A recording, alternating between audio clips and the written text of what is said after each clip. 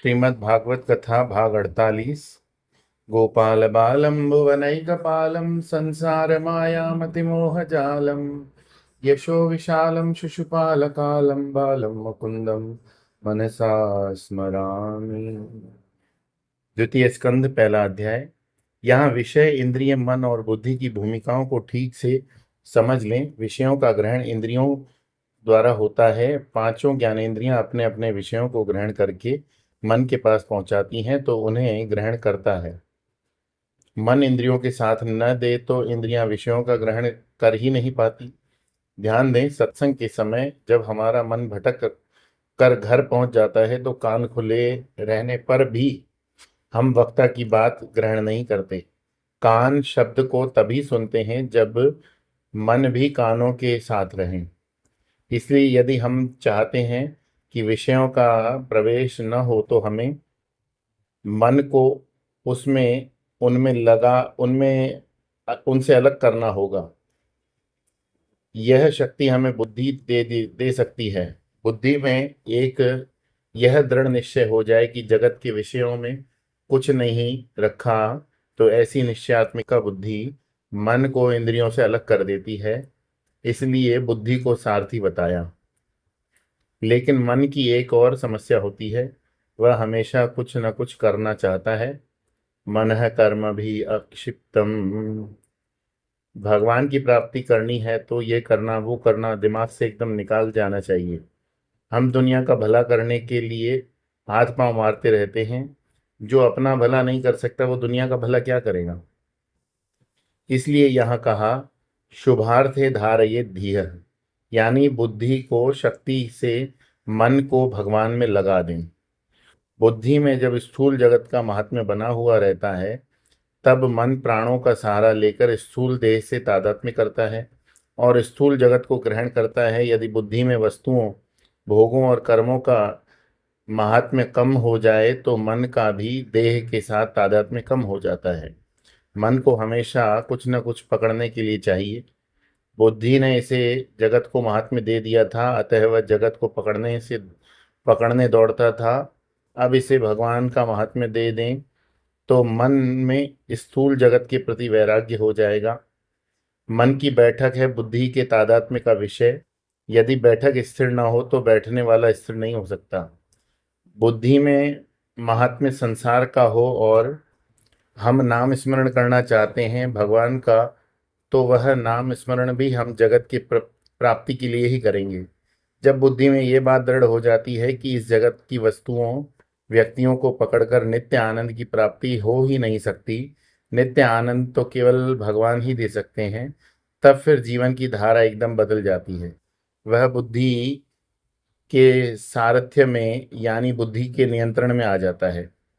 इस प्रकार मन विषयों से हट तो गया, लेकिन इसे कोई आधार चाहिए, अन्यथा यह फिर विषयों की ओर दौड़ जाएगा। ये स्पष्ट समझ लें कि मन के निग्रह से आप ज़्यादा समय के लिए इंद्रियों को विषयों से हटा कर नहीं रख सकते। भगवत गीता में कि भगवान कहते हैं, विषया विनिवर्तन्ते निराहारस्य देहिनः रसवर्जम रसोप्यस्य परम दृष्ट्वा निवर्तते। देही यदि विषयों को हटने का निश्चय कर ले तो विषय तो दूर हो सकते हैं, लेकिन उनके प्रति रस तो रह ही जाएगा। ये रस तो तभी जाएगा जब परमात्मा की ओर दृष्टि जाएगी, भगवान में मन लग जाता है, तभी जगत का रस समाप्त होता है। यहाँ सुखदेव जी भगवान में मन लगाने का तरीका बताते हैं कि भगवान की चैतन्य मूर्ति के एक एक अवयव का दर्शन मन में करें। एक तो शब्दानुविरुद्ध सविकल्प समाधि होती है, जिसमें शब्द यानी नाम जप का आधार लेकर समाधि की ओर बढ़ते हैं। दूसरी दृश्यानुवृत्ति समाधि होती है, जिसका वर्णन यहाँ किया गया है। इसमें दृश्य का आधार लेकर मन को उसमें चिंतन में लगाना, यह सविकल्प समाधि है, क्योंकि इसमें ध्याता ध्यान ध्येय की त्रिपुटी बनी हुई है। जब एक व्यक्ति अपना बैल दूसरे को बेचता है तो बैल दूसरे का हो जाता है, लेकिन बैल को क्या मालूम, वो तो दिन भर जंगल में चरने के बाद अपने पुराने खूंटे के पास जाकर वहीं खड़ा हो जाता है। तब पहला मालिक उसे नए मालिक के पास ले जाता है। तेरा बैल पकड़। कुछ दिन तक ऐसे ही होते रहने पर बैल को पहले वाले खूंटे की ओर जाने की आदत छूट जाती है और वो नए खूंटे पे खड़ा होने लगता है। हमारे मन रूपी बैल को भी जगत के खूंटे को पकड़ कर रखा हुआ है, लेकिन मन का ये स्वभाव बड़ा अच्छा है कि दो चार बार उसे एक काम में लगा दे तो वह जल्दी उसकी आदत बन जाती है।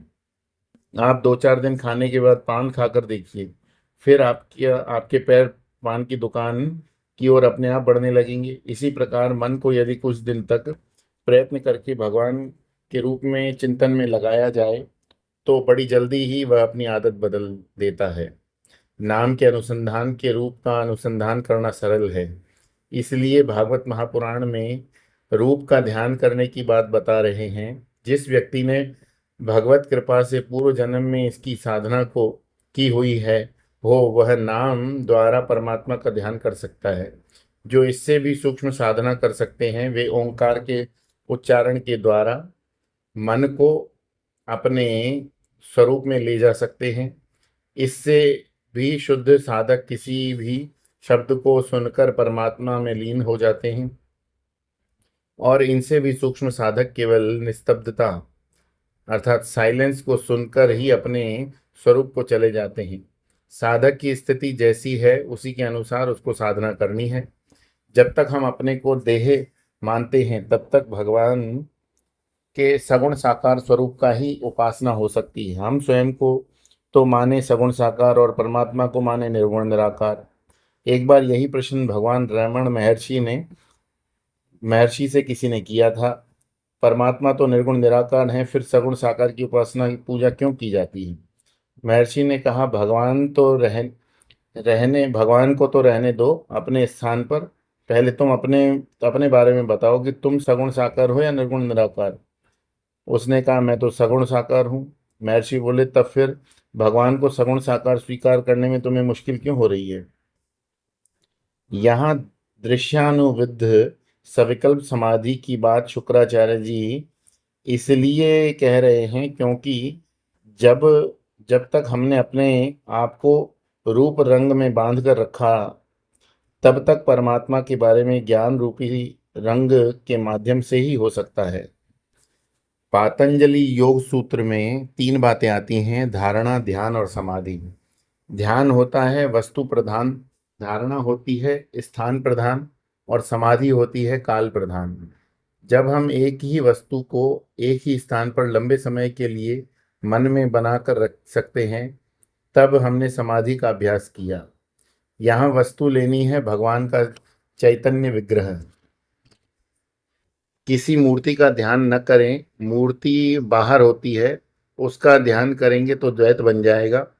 ध्यान करने वाला चैतन्य है, उस चैतन्य ने भगवान के चैतन्य स्वरूप का ध्यान किया, तभी द्वैत के निराकरण की संभावना है।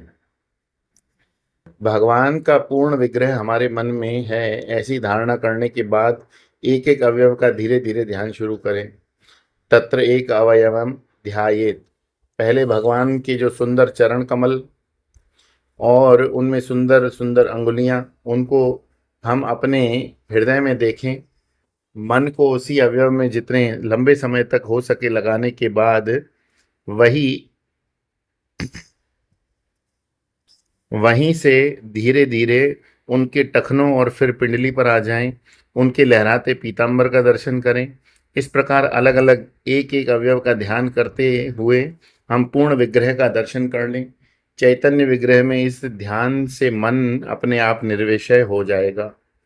मन से विषयों को निकालने का प्रयत्न कभी सफल नहीं हो सकता, इसलिए मन को भगवान में से भर दें। जितने समय तक भगवान हमारे हृदय में रहेंगे उतने समय तक कोई भी वस्तु या विषय हमें परेशान नहीं कर सकते। इसलिए नियंत्रण के चक्कर में मन से ज़्यादा झगड़ना नहीं चाहिए। ज़्यादा से ज़्यादा भगवान का नाम ले तथा उनके रूप और गुणों की चर्चा में समय व्यतीत करें। बोलिए श्री कृष्ण चंद्र भगवान की जय। श्रीमद् भागवत महापुराण की जय।